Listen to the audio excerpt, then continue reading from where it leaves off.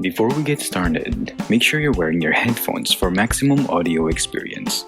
Hello, welcome back to Rhyme&ReasonPodcast. I am your host L, and today I will cover the wonders of profanities. So, fair warning, I will use a lot of curse words in this episode. Stick around to the end of the episode for special mentions and a promotion.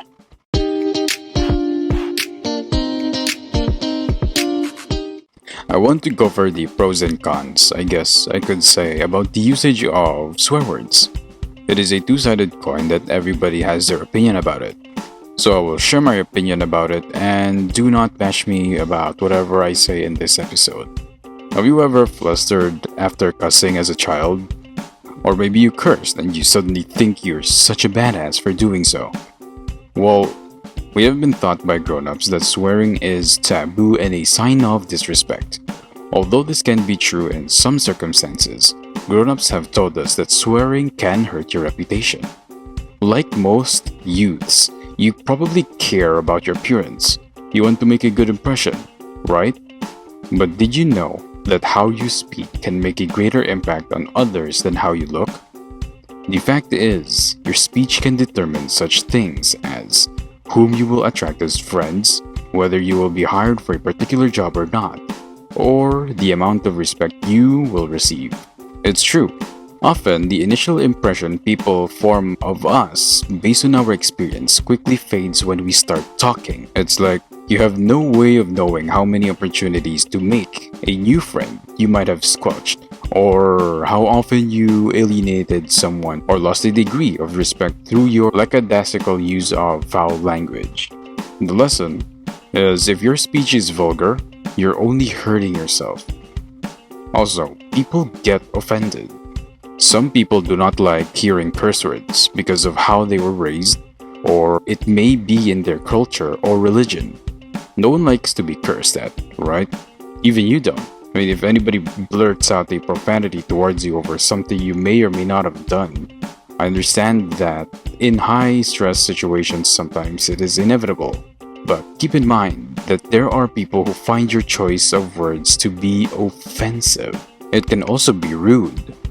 Well, the most common instance of this is when I see no clear reason why the swear word was used. There really isn't a reason to curse sometimes, and the only thing it does is make the person on the receiving end feel very uncomfortable. Dropping F-bombs in the middle of a conversation is really random. It doesn't make any sense in any sort of context, and it's incredibly rude, especially if you find curse words offensive. It can make you sound ignorant or lazy. So, there are thousands upon millions of words in the English language, and I'm sure you can pick another word or another phrase that can express exactly what you mean without cursing. Don't pick the easy way out and try to make the biggest impact by swearing, because it doesn't work. Honestly, it can make you sound uneducated at times, because you're expressing yourself in rash, caustic language and disregarding the social ramification of cursing and receiving party sentiments on cursing. The language you use set a precedent for others. Younger people hear your language and model their speech after the example you've set. It's not only younger people that follow your example. Either if you freely curse in front of someone, they may assume that you're okay with this kind of language and will be more likely to swear in front of you, perpetuating the cycle of bad language. Now, for me, swearing is a part of my daily language, which may not seem obvious sometimes, but yes, I do swear a lot, but I don't swear in vain. When we talk about swearing, usually there are restrictions, especially for the children. What some of you may not know is that swearing is also healthy, but you did not expect that. There are a lot of research to back up that statement. For example, a research conducted by Temple University College of Public Health stated that, I quote, "Swearing can occur with any emotion and yield positive or negative outcomes. Swear words can achieve a number of outcomes, as when used positively for joking or storytelling, stress management, fitting in with the crowd, or as a substitute for physical aggression." End quote.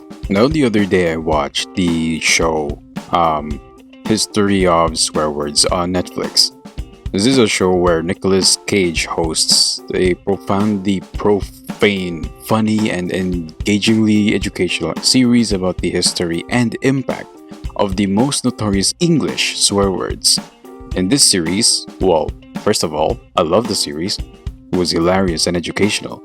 Nicolas Cage explained the beginning of a few profanities like fuck, shit, and bitch. Yeah, I'm sorry for the language, but yeah.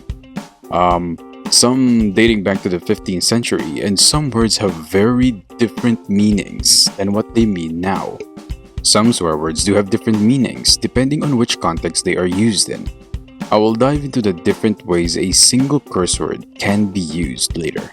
Now, an article by CNN Health stated that it helps shine light into the health benefits of swearing.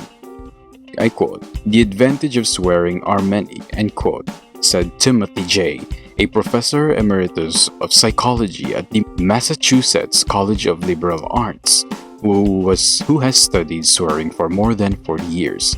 I quote, "The benefit of swearing have just emerged in the last 2 decades as a result of a lot of research on brain and emotion, with much better technology to study brain anatomy," end quote. The article stated that cursing can be a sign of intelligence. A study conducted in 2015 revealed that well-educated people with a lot of words at their disposal were better at inventing curse words than those who were less verbally fluent. A sign of intelligence, I quote, "To the degree that language is correlated with intelligence, people that are good at language are good at generating a swearing vocabulary," end quote. So picture this.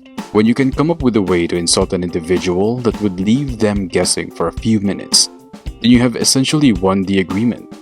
It's a social cognitive skill that is like picking the right clothes for the right occasion, as Jay described it.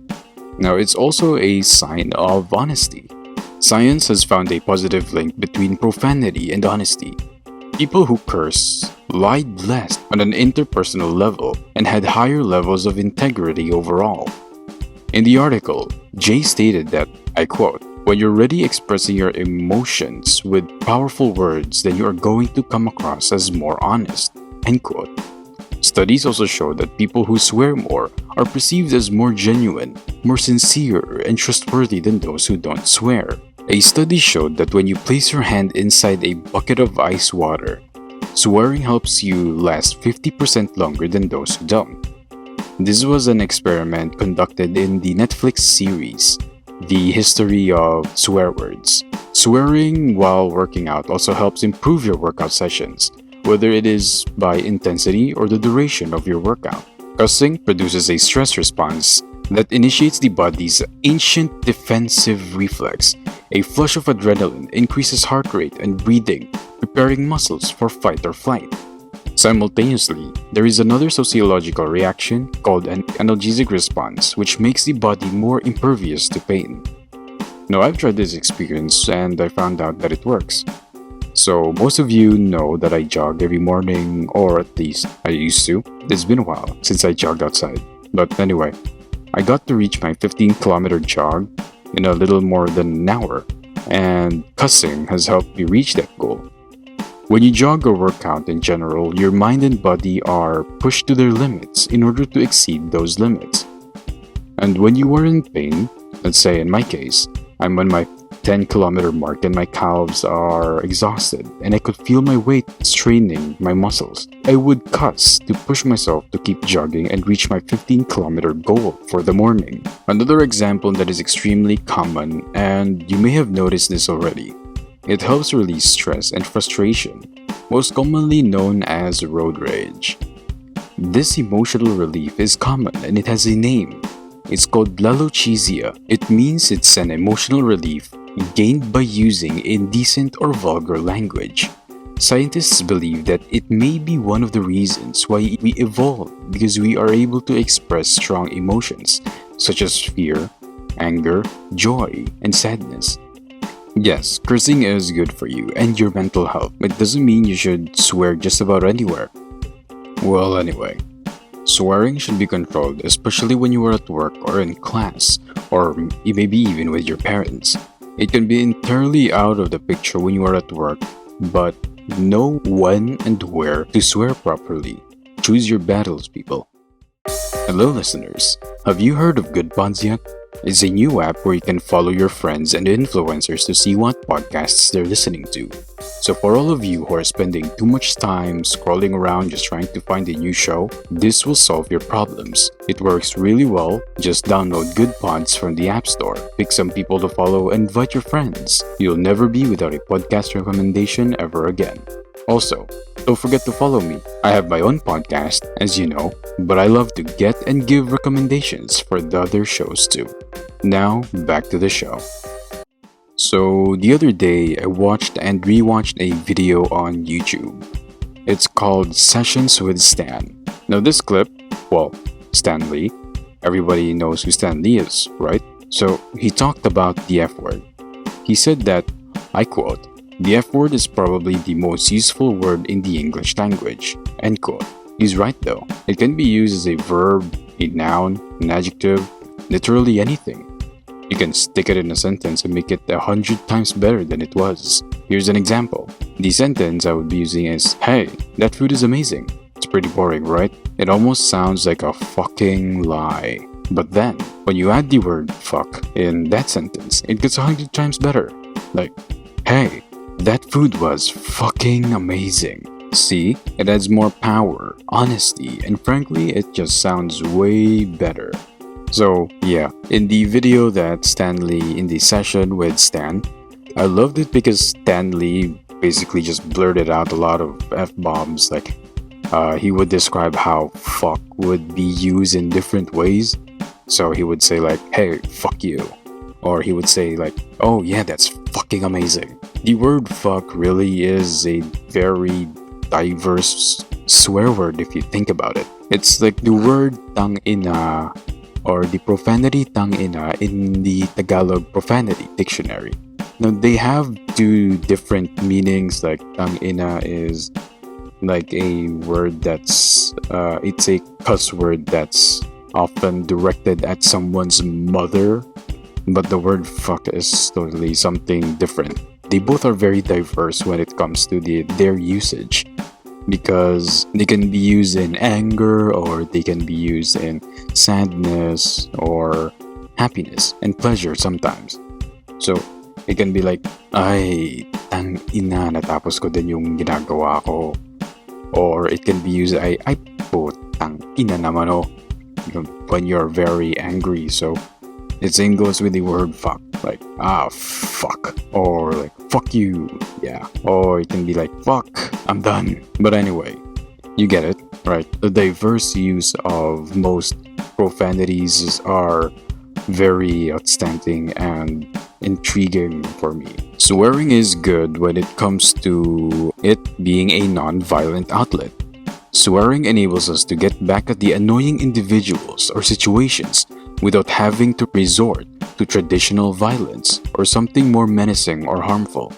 It can be considered as an act of sublimation, whereby we channel our anger by swearing instead, in what it seems a healthier outlet to help release our negative emotions. An example is this would be my mom would say profanities like "son of a bitch" and "gago." Son of a bitch is pretty explanatory, but the word gago is a Filipino profanity that translates to nincompoop or idiot. So if you want to call someone an idiot while on the road, and maybe you are in a foreign country, which is way more fun to blurt out profanities, feel free to use the word gago for male idiots and gaga for the female idiots on the road. Swear words can also be harmless and humorous coping mechanisms.